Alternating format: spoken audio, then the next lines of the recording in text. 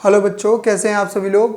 तो हमने 2 lecture economics पे करे थे और एक लेक्चर जो था हमारा एमसीक्यूज़ का है। तो एमसीक्यूज़ के लिए मैंने 500 क्वेश्चंस चलाए हैं।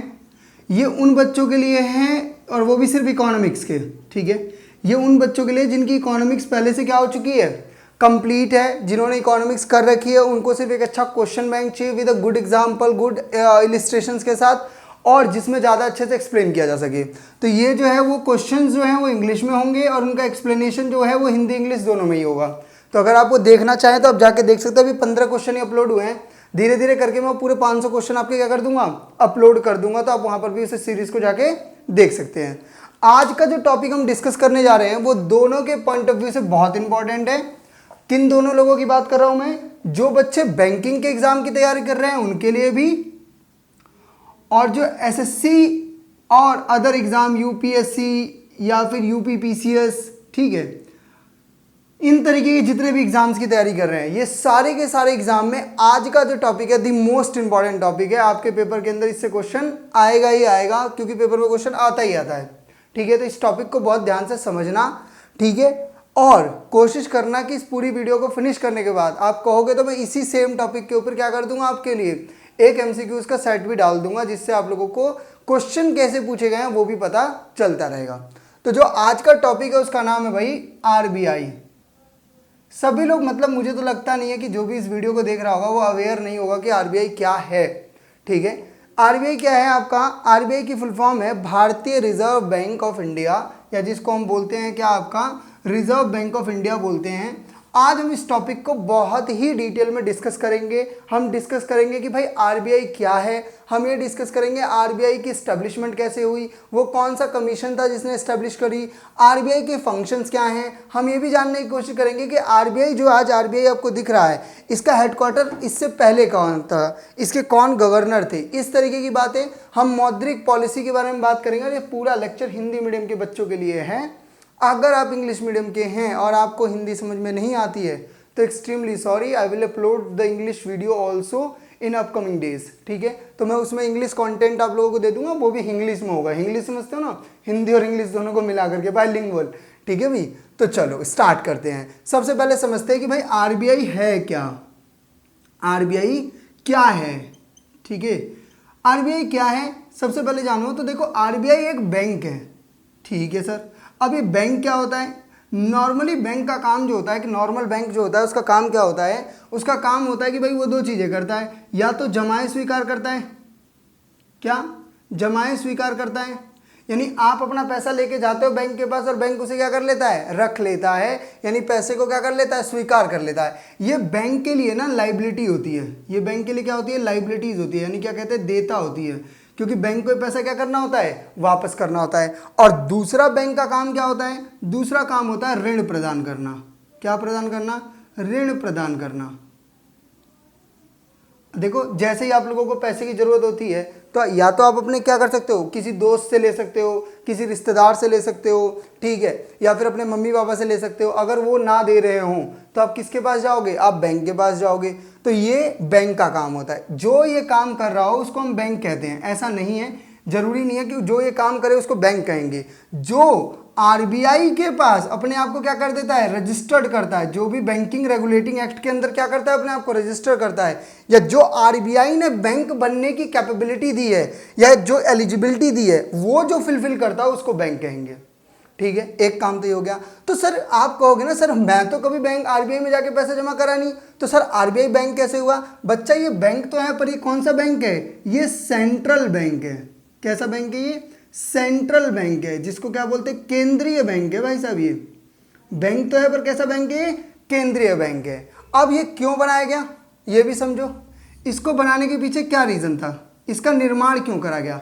तो इसके निर्माण के पीछे जो सबसे बड़ा रीजन था वो ये था कि भारत के अंदर जब ब्रिटिशर्स थे, ठीक है, तो भारत में ये जो क्या कहते हैं ब्रिटिश पार्लियामेंट थी, उन्होंने निर्णय लिया कि क्यों ना सरकार को अलग काम करा जाए और पूरे देश में करेंसी का जो काम है, ठीक है, वो कोई और करे। यानी मुद्रा को कंट्रोल करने का काम कोई और करे और सरकार जो काम कर रही है वो तो करती रहे।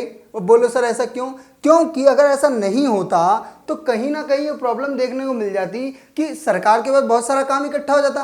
अब सरकार के पास बहुत सारा काम इकट्ठा हो जाता तो सरकार पैसे कैसे देखती, कंट्रोल कैसे करती, फेक करेंसी को कैसे रोकती, और फिर जो गलत लोग काम कर रहे हैं उनको भी कैसे रोकती। तो इस सभी चीज़ों को देखते हुए सरकार के ऊपर से प्रेशर को कम करते हुए आरबीआई का गठन किया गया। और ये गठन कब किया गया? ये गठन किया गया 1 अप्रैल 1935 को।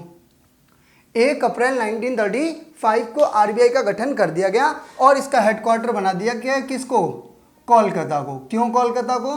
क्योंकि कोलकाता उस समय मतलब वन ऑफ द मोस्ट, क्या कह सकते हो आप, मेट्रोपोलिस सिटी थी वहां पर, ठीक है, मेट्रो सिटीज में काउंट होती थी, इसलिए उसको हेडक्वार्टर भी कहाँ बना दिया गया? कोलकाता को उसका हेडक्वार्टर बना दिया गया, जिसको 1937 में बदल के क्या कर दिया गया? मुंबई कर दिया गया। तो जब से मुंबई है अब तक मुंबई ही है। ध्यान रहेगी बात। 1 अप्रैल 1935 को कहाँ बना दिया गया था? कोलकाता बना दिया गया था, और बाद में इसको क्या कर दिया गया था भाई? इसको मुंबई शिफ्ट कर दिया गया।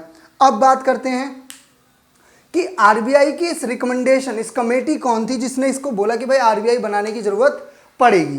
तो आरबीआई के एस्टेब्लिशमेंट से पहले एक क्या कह सकते हो, कमीशन आया जिसका नाम था, ध्यान से समझ लेना, रॉयल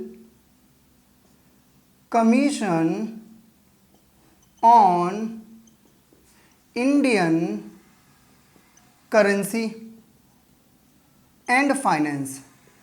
एक क्या बनाया गया? कमीशन बनाया गया जो 1934 में बनाया गया, ठीक है, और इसने 1926 में इसने क्या करा? रिकमेंडेट किया कि भाई हमें क्या करना है, हमको एक क्या बनाना है, हमको एक केंद्रीय बैंक, एक सेंट्रल बैंक बनाना है इंडिया के अंदर, जो इंडिया में क्या करेगा? करेंसीज को, मुद्रा को और फाइनेंस को, भाई पैसे के लेन देन को क्या करेगा? रेगुलेट करेगा। अच्छा, इस कमीशन के हेड जो थे वो थे कौन आपके? हिल्डन यंग। और हिल्डन यंग के वजह से ही इस कमीशन का नाम क्या पड़ा? हिल्डन यंग कमीशन भी पड़ा। ये भी याद रखना बात, ठीक है। तो इस दोनों कमीशन के ऊपर है। तो अगर आपसे कभी पेपर में पूछ दे कि आरबीआई किसकी रिकमेंडेशन है, तो याद रखना किसकी रिकमेंडेशन है? हिल्डन यंग कमीशन की रिकमेंडेशन है, जिसकी वजह से आरबीआई की एस्टेब्लिशमेंट करी गई। और इस कमीशन के कहने के बाद 1934 में, क्या 1934 में भारतीय रिजर्व बैंक अधिनियम कि क्या कर दिया गया? घोषणा कर दी गई कि भाई जाओ 1935 में इसको क्या कर दिया गया? फिर इस्टेब्लिश कर दिया गया। क्या होता है अधिनियम? अधिनियम का मतलब है इसको रेगुलेट करने की, कि किस तरीके से फंक्शन करेगी, कितने लोग होंगे, क्या क्या इसके काम होंगे, इस तरीके की सारी बातें इस अधिनियम के अंदर क्या कर दिए गए थे? लिख दिए गए, और उसके बाद इसे क्या कर दिया गया? भारत पर लागू कर दिया गया। ठीक है, यहां तक बात सभी को क्लियर हो रही है? क्या है आरबीआई, क्यों है आरबीआई?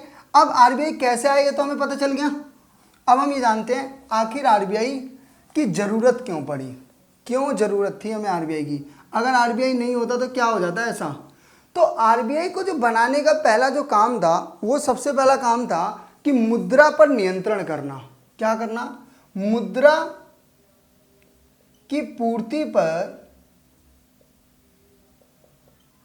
नियंत्रण करना, साथ ही साथ ये भी देखना कि भाई ऋण वगैरह जो है वो किस रेट पे प्रोवाइड करा जा रहा है। ऐसा तो नहीं है कहीं ये बिल्कुल ही मतलब मार्केट में, क्योंकि देखो मार्केट में पैसा अगर ज़्यादा जाएगा, मार्केट में पैसा ज़्यादा जाएगा, अपनी ज़रूरत से भी ज़्यादा पैसा अगर मार्केट के अंदर जा रहा है, तो उस सिचुएशन में बच्चों जो ज़्यादा पैसा जाएगा वो क्या कर देगा? वो इन्फ्लेशन या महंगाई क्रिएट कर देता है। ठीक है, जब सभी की जेब में पैसा ज्यादा होगा तो क्या होगा? महंगाई हो जाएगी।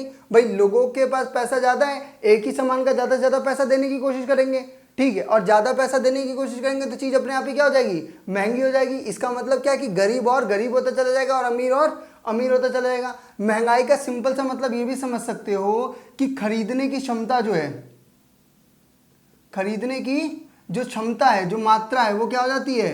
कम हो जाती है। पहले आपके पापा कभी बोलते होंगे 100 रुपये लेके जाते थे, मेला में मौज कर जाते थे, है ना। अब वही 100 रुपये लेकर के बच्चा स्कूल जाता है, भाई साहब क्या कहते हैं, दोस्तों के साथ में हंसी और उड़ जाती है उसकी, है ना, क्योंकि महंगाई बढ़ गई है। तो जैसे जैसे महंगाई बढ़ती जा रही है, हो सकता है तुम्हारे बच्चा जब होगा, तुम लोगों के जो बच्चे होंगे, तो उसके लिए 100 रुपये क्या होगा? 5 रुपये के नोट के बराबर होगा। पर तुम लोग अपना टाइम याद करो सभी लोग कि जब तुम लोगों को घर से 10 रुपये मिलते तो तुम लोग एकदम खुशी से बावले उठते थे कि आज तो मतलब आज तेरा भाई पार्टी देगा, क्यों, तेरे भाई के हाथ में 10 रुपये आ गए हैं। समझ में आ रही है बात। तो मुद्रा की पूर्ति को नियंत्रित करता था कि भाई देश के अंदर कितना पैसा जाएगा, देश में कितनी कागजी मुद्रा सर्कुलेट होगी, देश में कितना ऋण जाना चाहिए, इस सभी को नियंत्रित करने का काम कौन कर रहा है? आरबीआई। कौन कर रहा है? आरबीआई। यहां तक बात सभी को क्लियर है? इसमें कोई डाउट हो तो प्लीज बताओ। दूसरा काम है इसका, मुद्रा को क्या करना? जारी करता है। भाई देश में मुद्रा कितनी छपनी चाहिए, ठीक है, उसको देखने का काम कौन करता है? आरबीआई करता है। अब कुछ बुड़बक लोग होंगे, वो कहेंगे सर अगर ऐसा है तो क्यों ना आरबीआई खूब सारा पैसा छाप देता है। तो मैंने अभी तुम्हें पहले बताया, अगर ज़्यादा पैसा छाप देगा तो महंगाई ज़्यादा हो जाएगी। भाई तुम लोगों को किसी को भी कागज़ को देख के कुछ फील होता है क्या? कुछ भी नहीं, क्योंकि कागज़ की मात्रा बहुत ज़्यादा है। उसी तरीके से अगर कागज़ के ही भाव में मुद्रा भी छाप दी जाए तो क्या होगा? मुद्रा इतनी ज़्यादा हो जाएगी कि मुद्रा की वैल्यू खत्म हो जाएगी। जैसे वेनेजुएला को देख लो, अभी वेनेजुएला में क्या हो रहा है भाई, मुद्रा की वैल्यू क्या हो चुकी है? एकदम खत्म हो चुकी, सबके पास मुद्रा हो गई। अगर तुम लोगों ने नहीं देखा तो एक मूवी है गॉड तुझसे ग्रेट हो, उसमें देखोगे कि भाई जब सलमान खान क्या बनता है, भगवान बनता है, कहता है सबकी इच्छा पूरी हो जाए, तो उसकी काम वाली बाई काम छोड़ के चली जाती है। क्यों काम करेगी भैया, जब उसकी भी इच्छा पूरी हो रही है। तो बात समझ में आ रही है? ठीक उसी तरीके से अगर भैया आप क्या कर रहे हो, सबकी जेब में पैसा चला गया तो आप नौकरी क्यों करोगे? अभी मान लो तुम सबके अकाउंट में 500-500 करोड़ भेज दूं, तुम लोग कहोगे यार सर जी हम ना देख रहे तुम्हारे वीडियो कौन करेगा, पढ़ लिख करके 15,000 20,000 25,000 40,000 की नौकरी, तुम आ जाओ हमारे यहाँ पे, हम ही रख लेंगे नौकरी पे। बात समझ में आ रही है? तो मुद्रा जारी करते वक्त इस बात का ध्यान रखना होता है। और मुद्रा जारी करने के लिए जो पद्धति उपयोग करी जाती है उसे हम बोलते हैं कि आपका न्यूनतम आरक्षित मानक या मापक पद्धति। इसका क्या मतलब है? ये 1957 में भारत सरकार ने मतलब आरबीआई ने ऑप्ट करी थी, जिसके अंदर भारत की जो आरबीआई है उसके पास 200 करोड़ रुपए का क्या होना चाहिए? रिजर्व होना चाहिए, जिसमें से 115 करोड़ रुपए के तो गोल्ड होने चाहिए और बाद बाकी 85 करोड़ रुपए की क्या होनी चाहिए? फॉरेन करेंसी यानी विदेशी मुद्रा होनी चाहिए। जब इतना पैसा भारत के सरकार के पास होगा, यानी जब आरबीआई के पास इतना पैसा पड़ा रहेगा, तभी वो अपनी कागजी मुद्रा को क्या कर सकती है? जारी कर सकती है। आप बोलोगे सर ऐसा क्यों? ऐसा इसलिए कि जब हम बोलते हैं कि आई प्रॉमिस टू पे यू 500 रुपीज़, इसका मतलब यही है कि भैया मैं, अगर तुम्हें 500 के नोट पर से कल विश्वास उठ जाए तो आरबीआई तुम्हें उसके बदले में क्या दे देगी? सोना दे देगी या कोई विदेशी मुद्रा दे देगी, क्योंकि आरबीआई के पास उसका स्टॉक पड़ा हुआ है। ये इस बात को दिखाने की कोशिश करता है कि आप हमारी मुद्रा पे भरोसा रखो, हमने मुद्रा एवं ही हवा में जारी नहीं कर दी है। इसलिए न्यूनतम आरक्षित मापक पद्धति का उपयोग करा जाता है। पूरे विश्व में बहुत सारे देश इस पद्धति का उपयोग करते हैं, भारत उनमें से एक है। तीसरा काम क्या है? तीसरा काम है, मैंने अभी तुम्हें बताया कि जितने भी सरकार के जितने भी बैंक है, जितने भी इंडिया में बैंक है, चाहे एसबीआई हो, पीएनबी हो, बैंक ऑफ बड़ौदा हो, देना बैंक हो, लेना बैंक हो, पड़ोसी का बैंक हो, इस जितने भी बैंक हैं उन सभी बैंकों का क्या होता है? ये बैंक होता है, पप्पा होता है। ये क्या है? पप्पा ऑफ बैंक, यानी क्या? बैंकों का बैंक, बैंकों का बैंक। इसका क्या मतलब है कि हर बैंक के ऊपर नियंत्रण है, सुपरविजन है किसकी? आरबीआई की।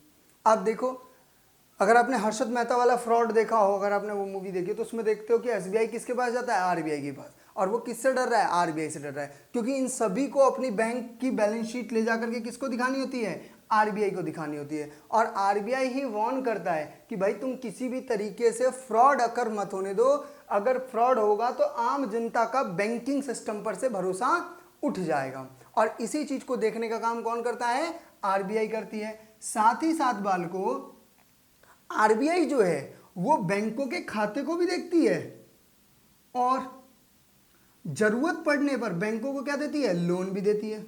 इसीलिए इसे क्या बोला जाता है? इसे एक और इसका काम यहीं से निकल के आता है। ये क्या होती है? अंतिम ऋणदाता है। कहते नहीं है जिसका कोई नहीं होता उसका भगवान होता है, उसी तरीके से जब बैंकों का कोई नहीं होता तो कौन होता है? आरबीआई होती है। अल्टीमेटली पैसा कौन देता है बैंकों को उधार? आरबीआई देती है। आप बोलोगे सर ऐसा क्यों करती है आरबीआई? क्योंकि भाई बैंकों को पैसा इसलिए देती है कि बैंक लॉस में ना आ जाए।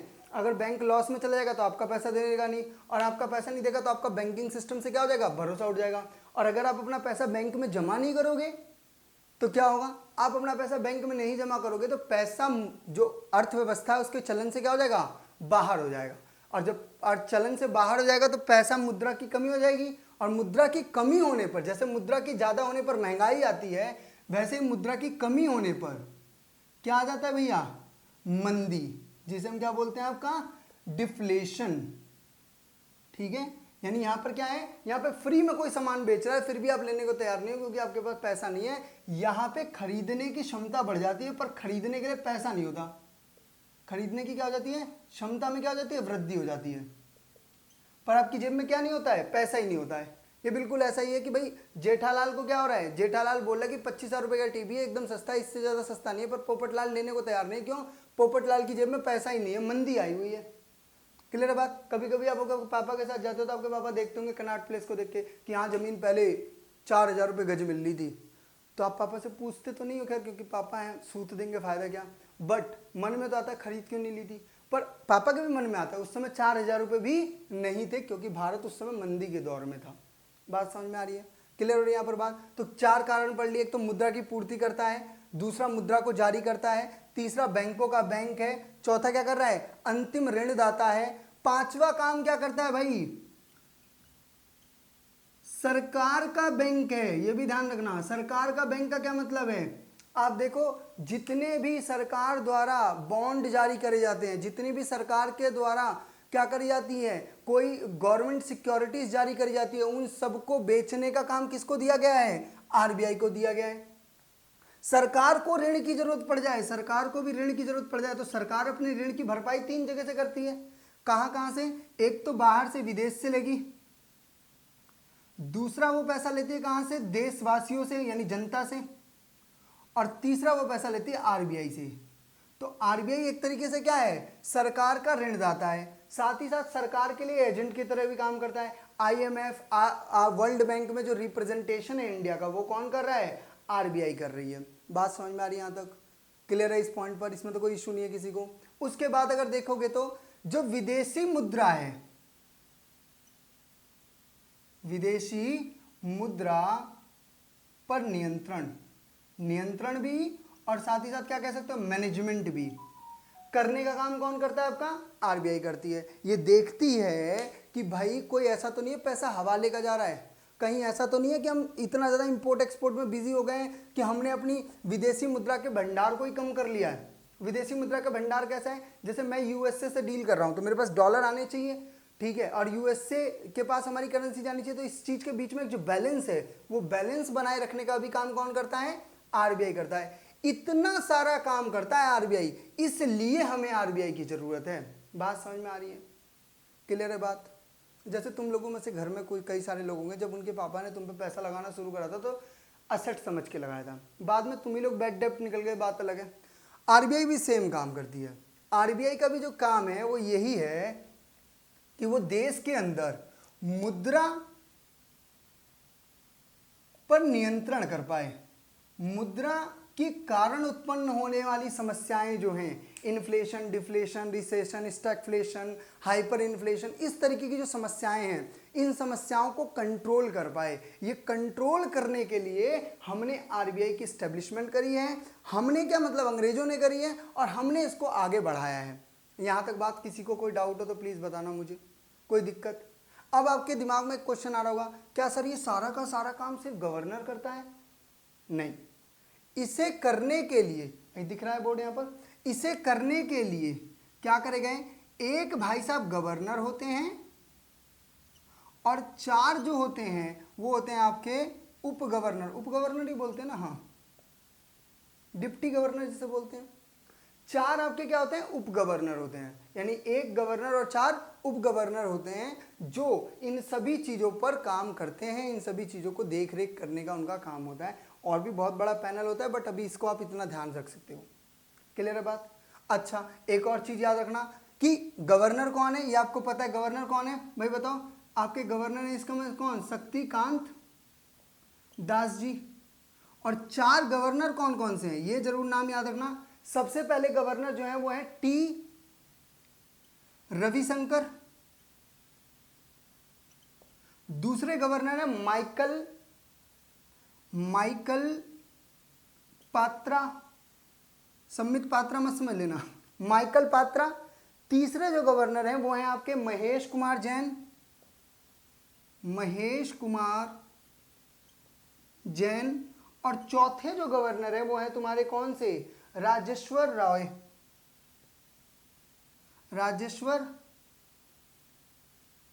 राजेश्वर रॉय। ये 4 गवर्नर हैं। टी रविशंकर तो अभी बने हैं, ठीक है, बाद बाकी 3 गवर्नर, यानी आपको पता होना चाहिए टी रविशंकर, माइकल पात्रा, महेश कुमार, राजेश्वर और आपके कौन, रविकांत दास। ये 5 लोगों की टीम है जो क्या करती है, आरबीआई के जो स्मूथ फंक्शनिंग है उसको देखने का काम करती है, ठीक है। अच्छा, साथ ही साथ ये ध्यान रखना, भारत की बात कर रहा हूं, भारत के पहले भारतीय जो थे पहले गवर्नर जो बने थे वो थे कौन, आपके सीडी देशमुख। और आरबीआई के पहले जो गवर्नर थे वो थे आपके कौन, ऑसबर्न स्मिथ। आज तक कोई भी महिला गवर्नर नहीं बनी है, पर हां महिला डिप्टी गवर्नर जरूर रही हैं, और वो है के